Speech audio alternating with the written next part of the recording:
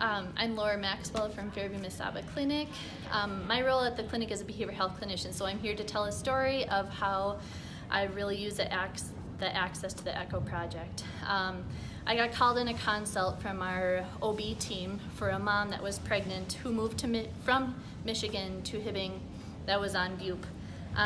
We didn't have a prescriber or a provider to give that refill, and she was at the end of her month and needing her refill. She knew that she was going to be in withdrawals very soon. Knowing that we have the ECHO project availability, I contact one of our RN coordinators that also participates in the ECHO with us. She said, well, we need to contact Little Falls. They might be able to service her.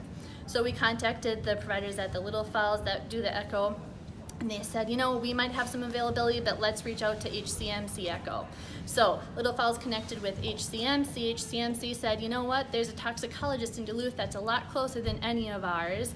Why don't you see if you can get your patient to Duluth and you can give this toxicologist a call. So the RN care coordinator does that and says, well, actually, the toxicologist is providing service to the ED that night. Send her down, I'll connect with her.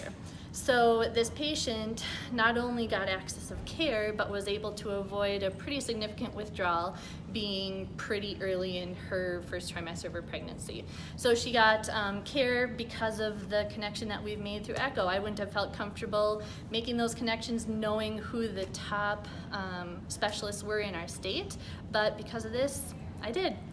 And how did you end up finding out about this? That's another cool part of the story. That's the other cool part of the story. So usually you don't get the full circle, but I was at a seminar in Duluth that this toxicologist happened to be at, and she told this story about how a rural HIP patient, she didn't name Hibbing because she was keeping confidentiality, that she got a call when she was providing a service to ED of a first trimester pregnant mom moving from Michigan, needing a BUP, no providers. And I said, no way, there can't be two similar stories. So I go up to her and I say, you know, was that patient serviced out of Fairview? And she said, yes. I was like, you will never believe this, but I was her first contact in the clinic, and I knew to get through you somehow through the ECHO. She's like, oh my gosh.